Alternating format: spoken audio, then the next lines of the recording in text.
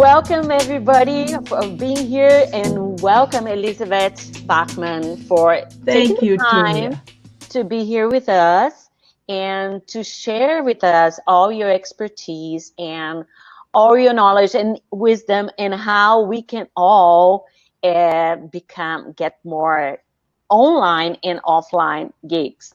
But I would say from the moment in time, we better learn how we can get a more solid and sustainable online presence. And this is the topic I'm running as the core of all these interviews throughout this period.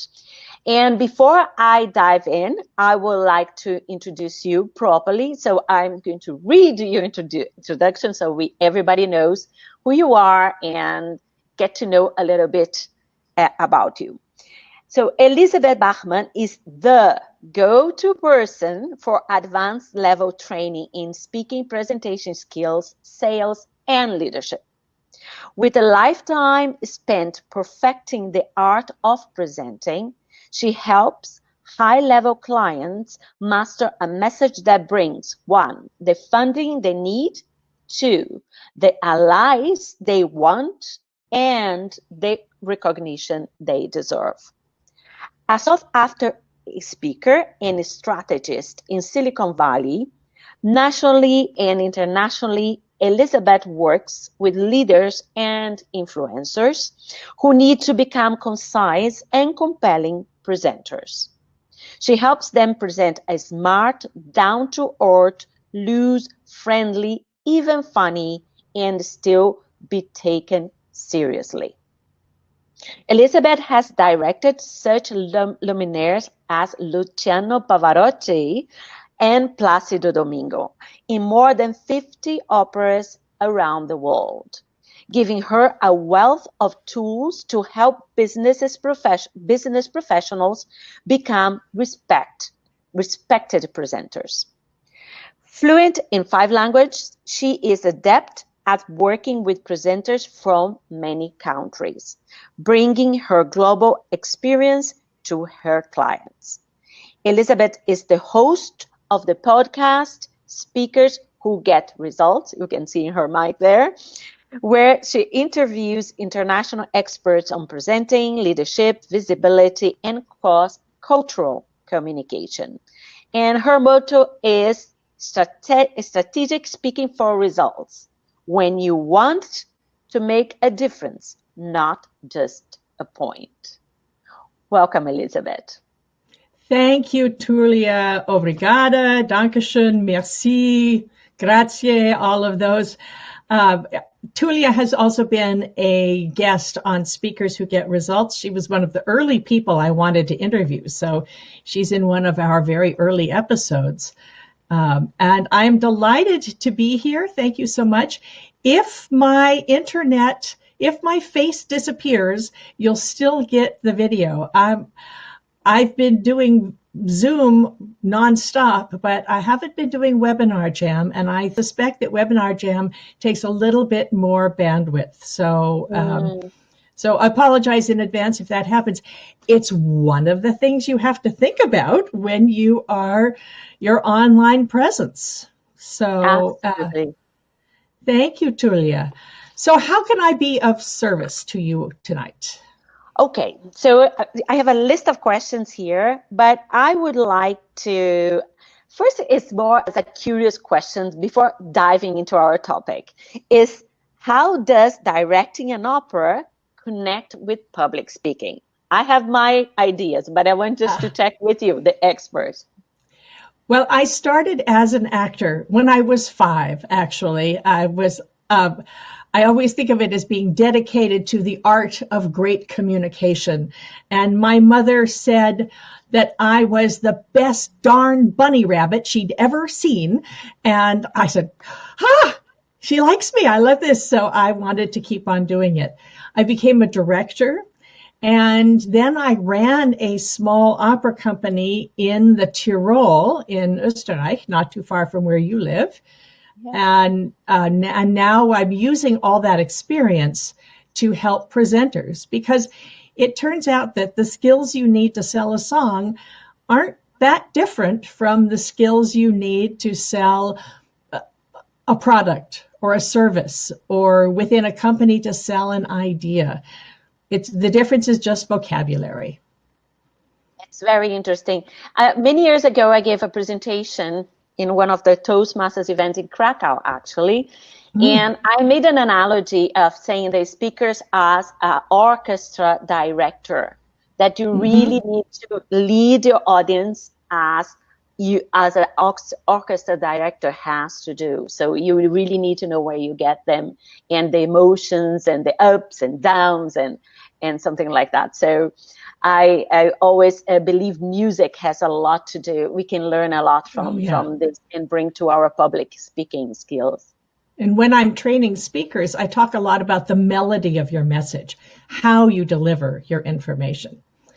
The problem is you could have the best speech in the world, and if you don't have anywhere to give the speech, it won't do you any good. So finding places to speak, especially nowadays when the online presence is so important, that's really what we're talking about today. Otherwise, we could talk for hours and hours about how to be great speakers, but I'm delighted to be doing this here with you today, Tulia. Okay, so let's get started directly in your 5 secrets on how we can get booked online and offline. I like to think of it as why put in the time to do this, why it's worth it, who to speak to, where to find them, what you need to offer when you reach out to offer yourself as a speaker, and how to actually get yourself to do it. Because looking for speaking gigs is the easiest thing in the world to put off. It's so easy to procrastinate. And so really it's reconnecting to the why. And a big thing that I've been thinking about lately is what's happening with the speaking world and where we're going and what we're doing. First of all, I have to remember to be grateful every day. Grateful for the internet and the fact that we are sheltering in place. If we are sequestered, if we are supposed to stay at home, we have the internet, which is allowing most of us to stay in business and allowing a lot of companies to stay in business. I think back to the war in the Balkans. We're not in Sarajevo getting bombed. We're not in London during the Blitz having buildings being bombed around us. If people are complaining it's really a first world problem, we're a lot better off than earlier generations have been. I remind myself of that because I tend to wake up every morning and think about what should I do? The shoulds, I need to do, I should. And so I always try to make myself remember to be grateful. And then I say, okay, and how can I move on to put food on the table? So the why is speaking is still one of the absolute best ways to promote your business and to promote your practice. I truly believe that live events are going to come back, but probably not for another year and a half. Not until we have a vaccine. The big events aren't going to come back until we have a vaccine. I think that smaller events will come back. We will be doing live events. And part of that is because online is great, but what you miss by not having the online events is you miss that chance encounter in line. You're standing in line to get a coffee or something. It's the chance encounters. It's the unusual things or being in the room where the energy of ideas absolutely has you doing. We do miss that. And I remember when I first started going to conferences in my opera business and my opera career, realizing that the real work at the conferences takes place in the hallway. It's the conversations, it's the people handing their business cards back and forth or trading their LinkedIn profiles. So we are missing that. That is going to come back, but not for a while. Mm-hmm. The thing that I think that this shutdown is doing is now means that online will always be a part of it. I don't think we're ever going to see an event that is just live. I think we will always have to do, especially in the event business, I think we will always have to have the online component. And people were doing that already, but I think that's going to be very important. As much as anything, because even if you have the best venue in the world and everything's clean and people are healthy, there will be people who don't want to go out anymore. I personally have some immune system issues, and so I have to think hard about where I go. So online presence is always going to be here. I have a podcast, as you can see the microphone here, and I've been thinking a lot about what's going to be the best thing for your business. And I finally wrote it down because I made a list. That the advantages, there's sort of 4 categories you go through. You can speak as a panelist in a private group like this one. So this is a webinar like this one. This is the sort of thing that we're doing today. And people more or less know the host. That's either online or it's live. The good thing about that is people are already ready to listen. If the host says this is somebody you want to pay attention to, then they're ready to listen, and you can get the instant gratification. If Elizabeth, just one second, yes. A second. We lost your image. I know that. You can hear me? Okay, so you know. Okay. I do know that. I can't do anything about it. It's just, It's the program, the tech, computers are great until they're not. So I'm afraid, just cross your fingers that I come back. It will come when it decides. I can't do anything about it. Okay, we can hear you. That's important. Okay, so you can get instant gratification and instant results and connections if you are speaking with a private group. The disadvantage to that is if you're in the wrong group, it's only as good as what the host has put together. So knowing that Tulia was sponsoring this, I'm thrilled because Tulia, I totally trust Tulia, and I know that her people are my people and all of that. So I know that you've got a good thing. But if you're not careful about who you speak with, you could waste a lot of time. The second way to do it, number 2, is presenting as a speaker or a panelist on Facebook Live or LinkedIn Live. And that's it's like the private group, but more public. So anybody can watch if they want. And the advantages to that is it's an evergreen video. So you can leverage it. You can always share that and say, hey, I did this great interview with Tulia Lopes. Please listen to that. I have some other tips for leveraging this, by the way, if you want. But the disadvantage is the same as with the invited events. It's only as good as the host is. So if you're not with the right host, it's not so great. The third one is being interviewed on an internet radio show. There are a lot of those. The thing is that you have evergreen content, so that's an advantage. The disadvantage is that the listenership on internet radio shows is pretty low.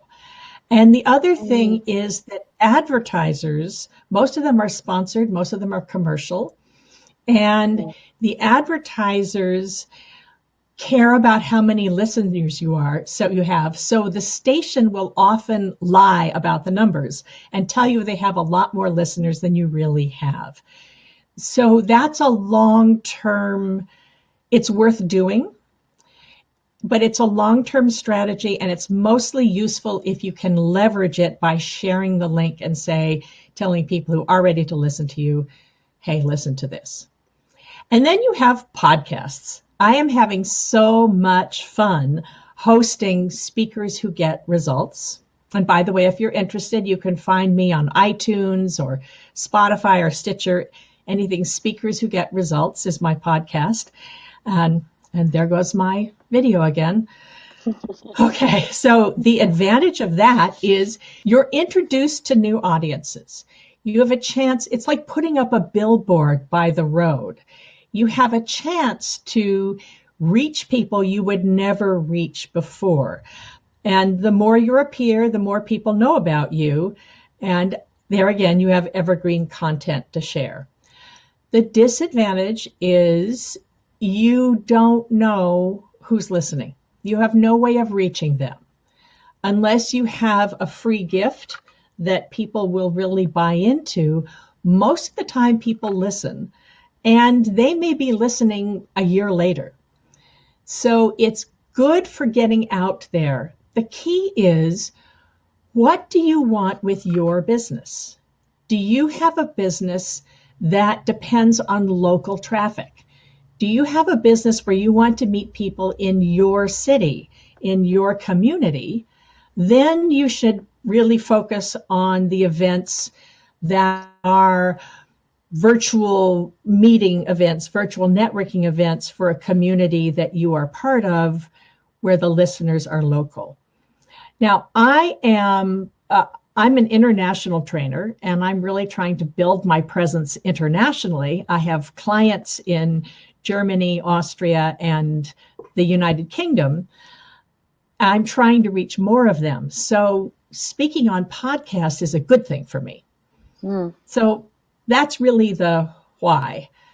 And Tulia, I'd be curious to hear your thoughts about this. I have actually here some questions.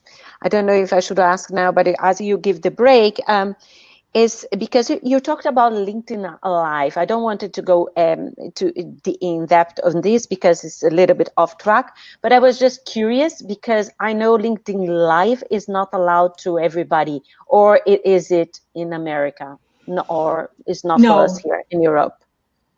No, actually, LinkedIn Live, I don't know what they're doing or what they think they're doing. You have to apply to be a LinkedIn Live speaker. And a lot of people are really terrible. and it can take 6 months to get approved. Okay. So I applied a year ago, and they still never got back to me. Okay. If you could get on LinkedIn Live, great. A lot of my clients I do most of my prospecting on LinkedIn because that's really where my corporate clients are. And I do a lot of corporate work. But yeah, it's great if you can get on it, but not everybody can. Yeah, that's one of my questions, because I've seen like the guys where like people that are really like, you know, that everybody knows, that they have huge followers. And so I was wondering, my question here also to be, Elizabeth, what's the big difference between a podcast and a radio show? A radio show is connected to the station. So a radio show really belongs to iHeartRadio or Blog Talk Radio or something like that. And the other thing is that the hosts have to pay. Almost all of the ones that I know about, it's very expensive to have a radio show, and you have to invest. Well, I have a friend who gets people to be part of her channel, and it's a $10,000 investment to start. A podcast you can do not totally for free. The big difference between podcast and is whether they are video or audio. Well, we all know, I'm sure you've talked about this, Tulia, is that video shows up more on social media. And that is the main way that people find you now, is on social media. So, you know, if you Google somebody, their LinkedIn profile is almost always the first thing that comes up.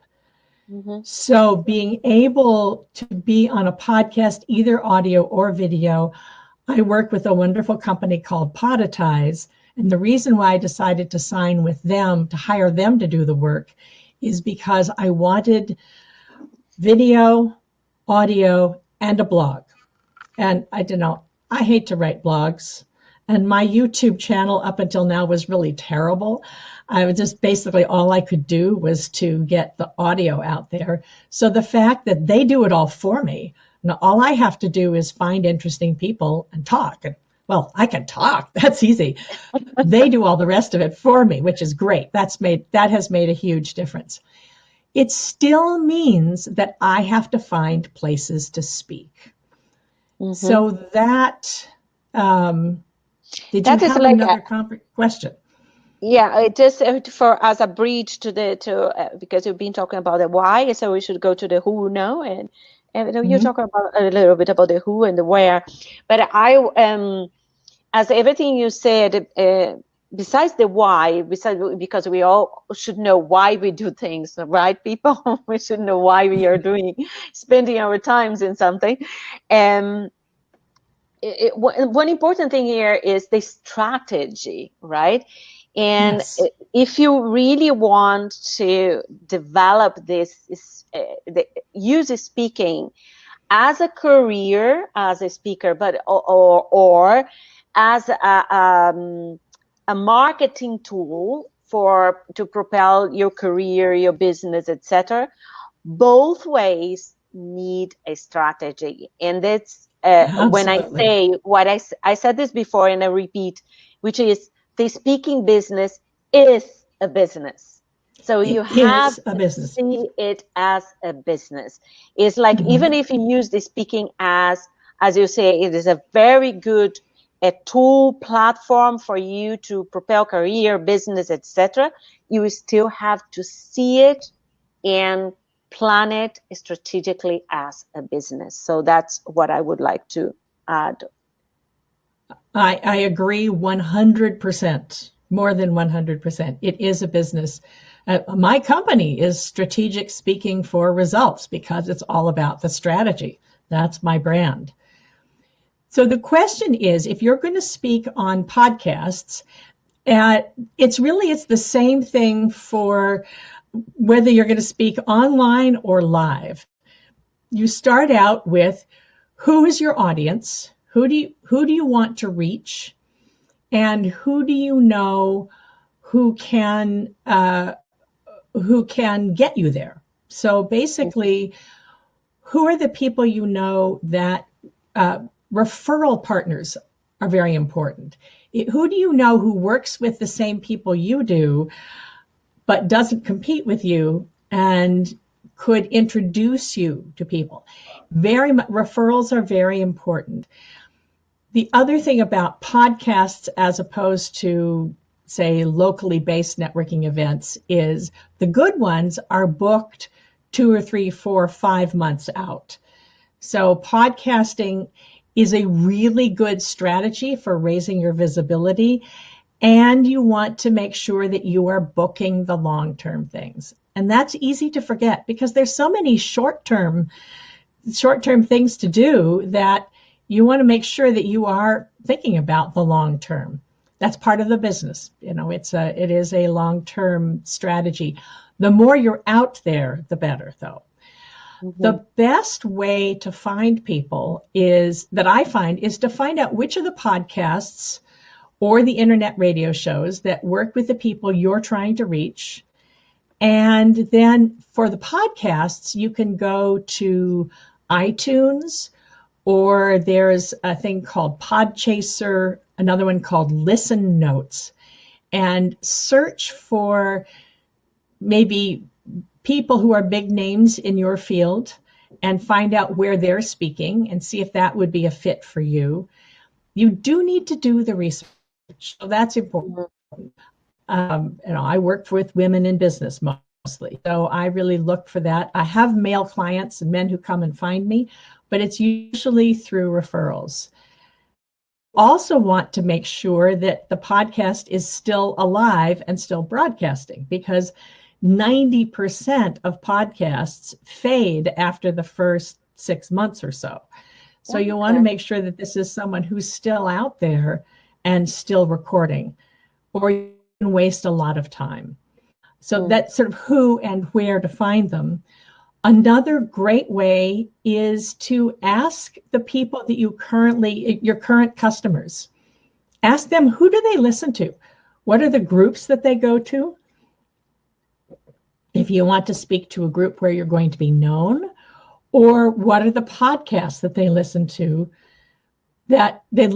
for their business? So I have a wonderful client named Hunter, and he has a company that provides gig workers for manufacturing. And he's very busy now. And he said, well, I need to know the podcasts that speak to manufacturers and people who run warehouses. And I had no idea about that. That wasn't something I'd ever looked at all. But we asked his top 10 clients. And we asked them to just listen, what are the podcasts that you listen to? What are the associations? Because there are podcasts about everything. There are podcasts about business. Yeah. There are podcasts about self-care. There are podcasts about chocolate. That's self-care for me. So podcasts about chocolate. There are podcasts about everything. And what we found was we asked his clients, and they came back, each person answered on their own. And there were 3 podcasts and 2 associations that came up more than once. There were some that came out 3 or 4 times out of 10 people. So that's what we're focusing on. That's a good way to do it. Another best way to find them is to ask the people who speak to the same people you do, where have they spoken? So referrals from other speakers is one of the best ways to do this. It's something that you can do within your community. If you know Tulia and the people who are on Tulia's Facebook, part of her community, where have they spoken? The good news is you can be Christine in Holland and whoever it was in Kenya, whatever, you can all be around the world and still be part of the community. So that's a good one. Another thing we get to is the what, and then talk about how to do it. What you need is you want to make sure that you have a speaker one sheet. So you have a description of what you do. You have a good bio. You have a good picture. And one of the things that I like to use a lot are a list of what are good questions to ask me. Not every host wants to know this, but it gives the host a clue as to how you can find people, where the conversation could go. The one thing I will say is, if the host goes off on a tangent, this happens a lot. If the host goes off on a tangent, you can still come back to your core message. Be ready to go off into your core message if the host gets distracted and starts asking about something else. Make sure you know what your core message is for that. And one thing, just as a note on that subject, is I do ask the questions. What should I ask you? What do you want me? And not like what should I ask you, but it's more like what should I not miss? And because it's something that you find important that I should ask you, then we make sure that you cover that aspect. But at the same time is also sometimes I ask, depending on the type of the conversation, which our conversation, I believe, wouldn't lead to any problems. But depending on the subject, I also ask, what should I not ask? Or what should I not mention? Because you never know. There might be certain things that a person doesn't want to talk about, and you better know in advance. And indeed, that's a useful thing to know. It's a very gracious thing. So how to be good to your guests is to ask them what you don't want to talk about. I can't think of anything that it would be, but I'm a grown up. I'm old enough. If you ask me something I don't want to answer, I'll be able to turn it a different direction. Yeah, but sometimes some people might be working from a corporate world. and we are Yes, yes. discussing in this, and they might not mention something or not even the name of the company, for example. That's true. That's very true. Yes. One of the other big question, and this is the one I want to make sure I get to, is how do you get yourself to do it? Because it's time consuming. And it's also the sort of thing where you need to be doing some, you need to do some outreach. It maybe not quite cold calling, but you need to reach out to your fellow speakers and say, would you introduce me? Where, you have to actually be proactive around it. And there's always another email to answer or something else to write, or maybe I need to fiddle around with my website a little bit. There's always something else you can do instead of reaching out. So my favorite way, a couple of things. One is you can hire somebody whose job it is to find you podcasts, and then who will make the phone call for you, the initial phone call for you. If you're serious about it, then you can really hire someone to do something around that. I have just done that. I have been resisting that for a long time, but I know that I'm not going to get around to it. The other way is I invented this for my opera singers, actually, because young opera singers, if they don't have an agent yet, need to figure out how to do this. And I created what we call the Fabulous Friend system. Fabulous? The Fabulous Friend. Okay. And the key is to team up with a colleague who does something similar but not the same. So you don't want to have someone who does exactly the same thing that you do. You team up with somebody, and then 1 hour a week you are each other's assistant. Now you have to commit to this. The time has to be sacred. You're going to meet on 10 o'clock in the morning every Thursday, no matter what. Don't give up, because it's so easy to not get around to this. But for instance, Tulia, if you and I were to do this, you would give me a list of the people you wanted to reach, and you would write out a little script for me, and I would do the same thing for you. The nice thing now is we can do this on Google Docs, so we can keep it up. We make the list, and then for that hour, you would be my assistant and I would be your assistant.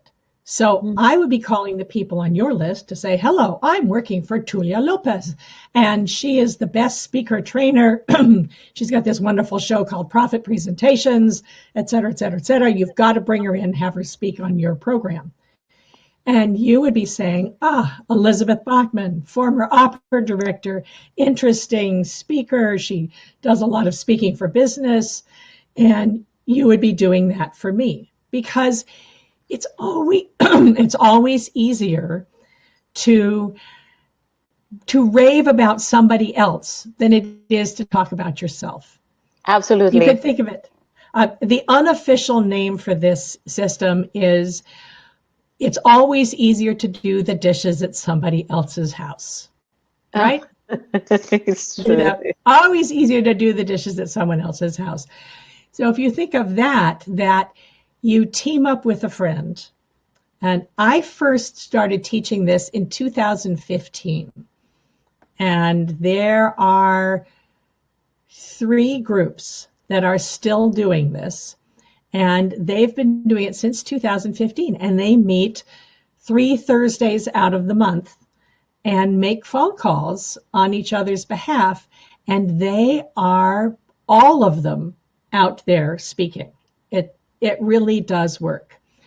So that's a way that you can do it for no money, or you can somebody to make the phone calls for you. The key is you've got to do it. You've got to do it, and I'm really good at procrastinating. So it's too easy for me to put things off. So this is why I have to set up accountability for myself to make me do it. But that's an awesome idea. I never thought about it, you know. In Thank you. simple thing, yeah, a simple thing to do. Like in essence, is simple. The difficult thing is to find someone who could commit the same level, and you commit yourself, as you said. But yes, I can see how it can work. But as you may have to find you may have to do 2 or 3 people. You find someone that you really click with, going to really do it. yeah, and from everything you said so far, it requires us to setting time apart to really dig in and deciding, Yes. well, first you need to know your audience, because otherwise you don't know where you want to be. And then who are these people who are already talking to your audience? Because one of my mentors said that you don't need, because people say you need to drive traffic, you need to create traffic to yourself, to what you do. And he says, no, you don't need to create. The traffic is already there. You need to go where the traffic is. Find the people who are already communicating to your audience. Go there and see how can you drive, you take the traffic, part of it at least, to your own area. So this would be a great way of achieving that as well. But yes, there's works to do there in the planning and the strategy and etc. Well, this is why I wanted to start with the 4 different ways of being online, the 4 different categories, is to figure out which one is going to make the most sense for you. Because speaking on podcasts, regularly speaking on podcasts, is worth it if it fits our business model. But if it doesn't, then it's a waste of time. Then you could do it every once in a while, so you have something to advertise on social media. But really, it is an investment of time. It's it can bring huge returns, but you do have to decide if that's going to make sense for you or not. Exactly, because there are several platforms out there, and not everybody's good on video. Everybody says, oh, video is the thing because it's visual, and now you have the transcription, and then people can just see and read, which I do a lot when I'm watching TV or something. But not everybody is good on video, but some people, the audio takes, like the podcast, takes away the video, so then you can be more relaxed. You can still be in your pajama if you like, but then you have to really be aware of your voice, right, and how you speak and etc. And one thing I've learned so far, because I'm really digging into this topic, because I've been reading a lot of everything that's happening in terms of what will happen in this new normal.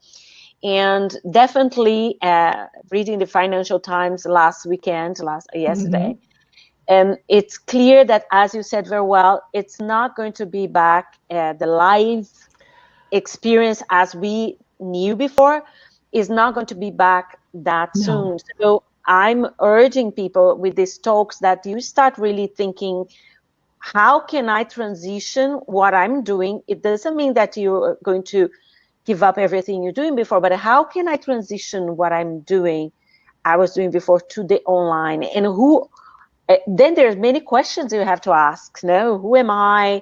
How I want to present myself? What's the best platform for me to present my business, and which is aligned with what I want to say? And also, one thing, let's see if you agree with me, that we should not go crazy trying to be omnipresent, that we just choose maybe 1 or 2. Well, you spoke earlier about there's so much out there now. So how do we stand out? And that's where I get back to the who. I still think that it's better to know who are the people who can then recommend you, and how can you speak where you've been referred and someone says, oh yes, I've heard of this person. So this is one of the really good things about podcast is that the podcast host is endorsing you. By having you on the podcast, they're saying, Tulia Lopes is someone worth listening to. She's someone that I want to have on my podcast. So that already gives you credibility to be able to talk about, makes people more inclined to listen. And so that's very important. It still gets back to who do you know and who knows your audience who can introduce you. That's back to the basics, absolute basics of networking. Absolutely. And yes, and we again, back to what you said in terms of the strategy. And you have the podcast, Elizabeth, but are you more focused on that for keeping going with your business? You using more the podcast, or you using something else as well? I am using the podcast as an entryway. So here's the good thing about having a podcast or having a webinar show the way Tulia does is there are many, many, many ways you can leverage it. For instance, I interview interesting people, and then I ask them, who do you know who should know about me? Who do you know who needs who needs a presentation skills trainer? I can also use it. I use it to produce things. I just recorded yesterday an episode about how do you deal with objections, because I have a lot of clients their customers are coming up to them saying, we have budget is shrinking. What do I do? Nobody wants to pay me anymore. And my thought, as we were speaking before we started the recording, is it is their job to ask for a discount. It's not necessarily your job to give a discount, but use it as a way of negotiating. And there are many, many people who just say, oh, okay, you're leaving me. The customer leaves, they're done, instead of trying to keep the relationship going. Because business will come back. It always does. It will look different. It will be in a different format, but business will come back, especially since we have the internet. So the entire economy is in difficulty around the world, but it's not dead. It's not finished. It's not, it's not as if somebody's bombed your city and you have no home left. We have this great advantage of the online platform. So how can you at least keep the conversation going? And then I can use that now. Somebody has a question for me. I say, oh, I just did a podcast episode about it. Listen to this. And most of the time, if they listen to one, they'll listen to 3 or 4. And then, so again, it's something that you can leverage.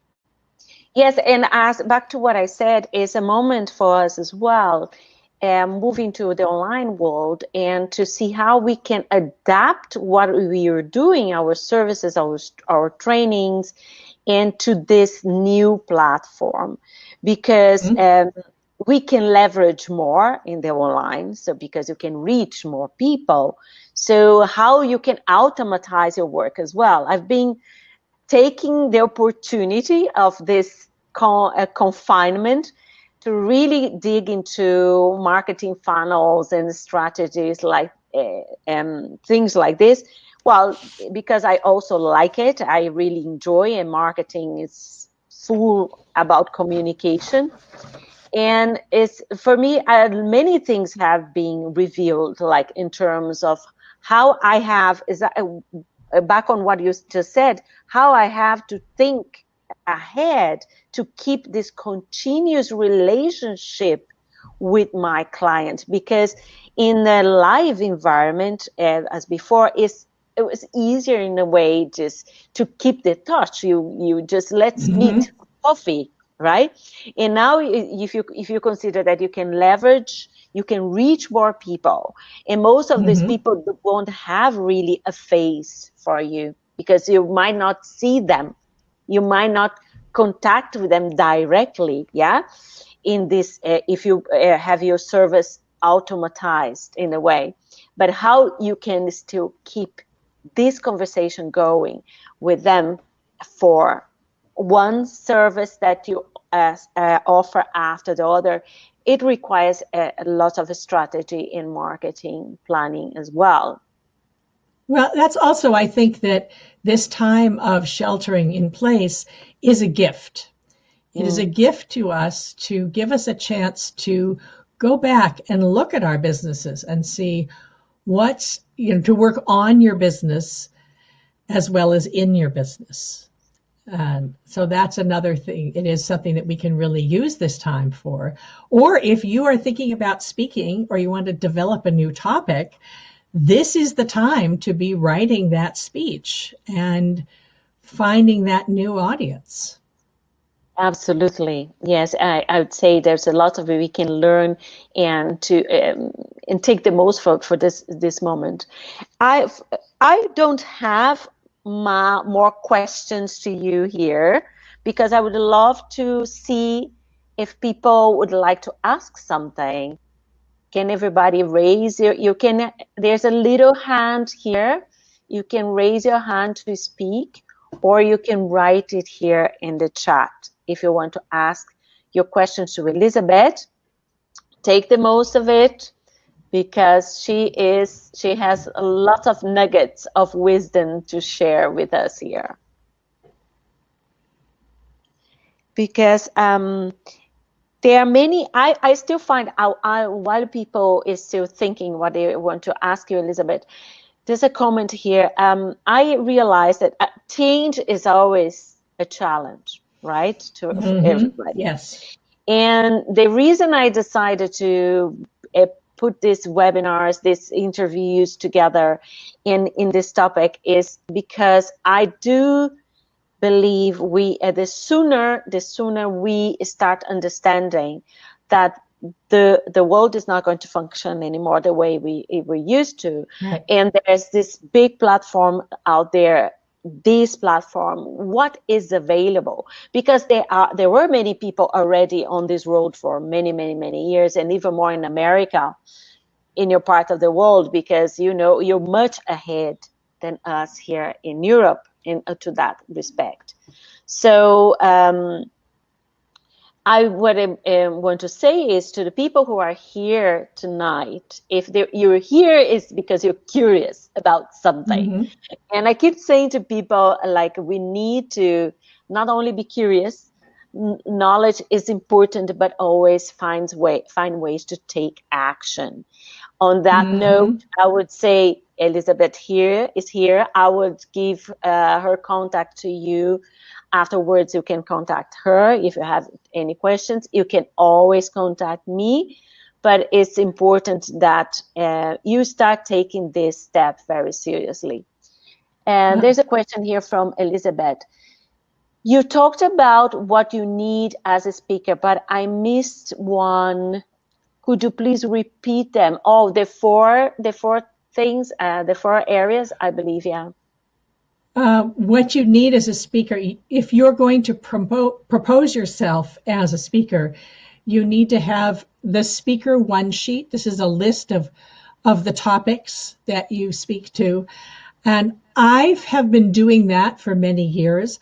I've now made a different document, which I just keep as a Word document on my computer that has the points I can talk about, but it also has my social media links, my bio, because I ask people, I tell that I have people read that I worked with Luciano Pavarotti and Placido Domingo. I have a bio for reading out loud. That's in 18-point type, so it's easy to read. And it's also, I spell out how do you pronounce Luciano Pavarotti and Placido Domingo, because a lot of people have trouble with that. So if you have a name that's difficult to pronounce, make sure that you include the pronunciation with it so that the host doesn't mangle it for you. Absolutely, yeah. Yeah, so it's useful to have that of if you can send a copy of a short version of a place where you've spoken, so they can see what you're like. I do a Facebook Live every Wednesday at 6 p.m. European time, which is 9 a.m. on the West Coast or noon on the East Coast of America. I do Facebook Live that's 8-10 minutes long. So that's an easy way for someone to see what I look like, that I can speak, that I'm interesting. And it's a good way to have some samples. So it's good to have some clips that you can send. And I have links to that. It's all in one document. And then when they ask you for that, you just copy and paste. I have a note to say here because, of course, we always said the videos, no, it's always so important to have a very good video of you in action, so you can send to the client, they can really feel you on stage. Okay, so let's consider the new situation right now. If you don't have that video done yet, so you're gonna have to wait for a while to have that video. But as soon as you get the opportunity, try to get a professional video recorder with you to get that video. Because the other day I was thinking, oh my goodness, I never put so much attention to do a TEDx talk. And now I don't know when I would have the opportunity even to apply for one. So, but now in this moment that we are living in, so what are the possibilities?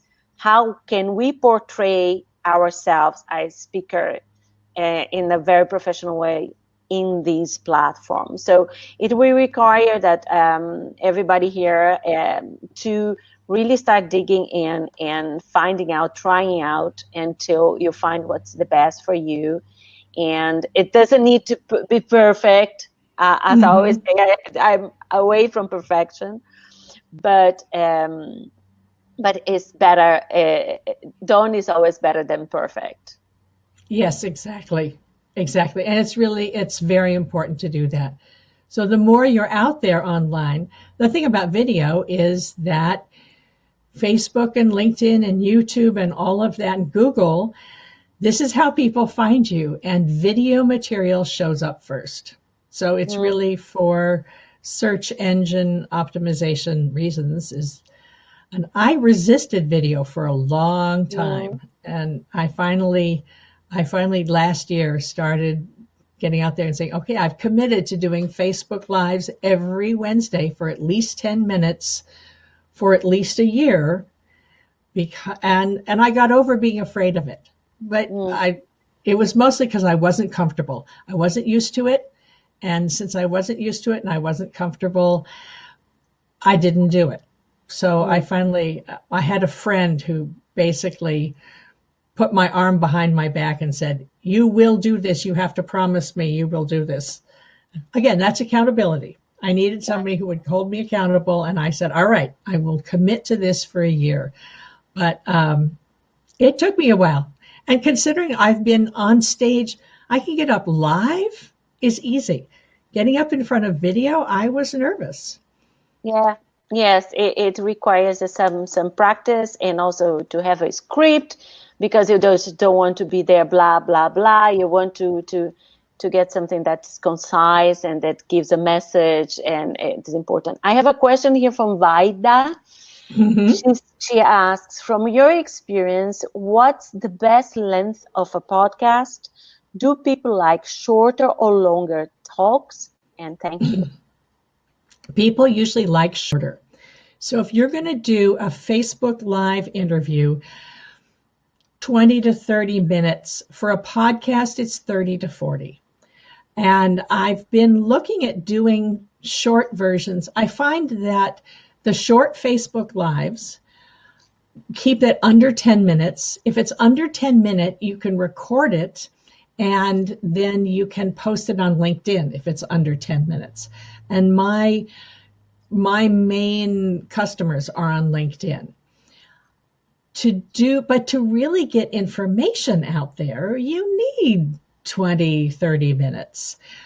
If you have a group who is committed to working with you, then you can do 45 minutes to an hour. So it really depends on, and the best is to have a mix, just to have a mix of various possibilities, and then you can show people. With 10 minutes, you can really only maybe list some points, but you can only really give good information about one. I've seen many, well, not many, few of marketeers that I know. They insist that you have to be online almost every day if you can. But I think it's, for me, is out of question. But I would say at least a good way to start is start with once a week, right? At least start. And I'm saying that, but I'm pushing and postponing that for quite a while because I do it more spontaneously. But for everybody here, choose your platform and first your message. What do you want to talk about? The structure you want to use, and then choose your platform and try starting once a week, and then you go trying another platform, and then you see how it goes. But it's important that we always start moving on to the online world.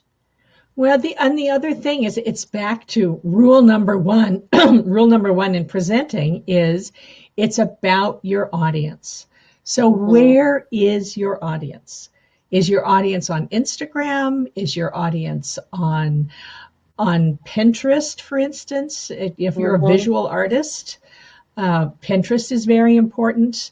I work very closely with a stylist. Again, you can look at my Facebook Lives. Last week, we did a 30-minute interview on how to look great online. So going beyond the basics, it's really to give yourself a great online present look. And she's on Pinterest all the time. My people aren't really on Pinterest. My people are mostly on LinkedIn, and they follow Facebook. I find Facebook and LinkedIn are the two best for me. There are a lot of people who are doing a lot with YouTube, a lot with Instagram. It just depends on where your audience is. Basically, you want to go to where your audience is. Absolutely. Yes. And I heard one the other day, which I really like, is like your audience is your thermometer. So you really have to be checking and see what they're doing, what they're talking about, where they're moving, and you follow them in a way. Yes. Well, we have 3 minutes left because I really want us to finish in 1 hour. Any other questions from you there, guys, who are watching us? Thank you for being with us up to now. This is a very, we really appreciate your presence here.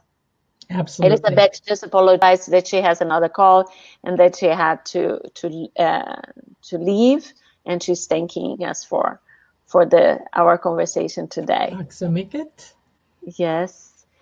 Yeah. So as I see, people are very quiet. I think we can. Oh, don't disappear before. No, I haven't. I'm still here. I'm still here. Before this is so frustrating. Properly for being here. So Elizabeth has given me a link for an assessment. Elizabeth, can you take a talk just a little bit about this this assessment? So, an easy way to find out is to really for you to find out how your presentation skills are strong is to go to my free quiz. It's called speakforresultsquiz.com. That's www.speakforresultsquiz.com. And then it takes 3 or 4 minutes where you can see where you are really strong with your presentation skills and where you might need a little bit of support. And that's the best way to reach me, because if you do that, I will get a copy of it, and then I can check in with you and see how you feel. That's awesome. I would do it as well. Let's see what happens.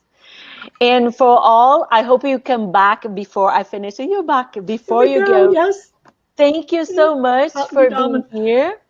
And I will send the recording. Everybody will receive the recording, and your link is already in the email that will be sent to them, so they Thank can you so much, be in touch Tulia. with you. So thank you for being here, and Thank you, stay my safe. friend. Yes, stay safe. And when you have the opportunity to come back close to me, and this time for sure we have to meet for. This time for sure. We live so close to each other. We just a little mountain range. We just have to go over the mountains. But So where are you now? Are you in America or you're here? I'm in America.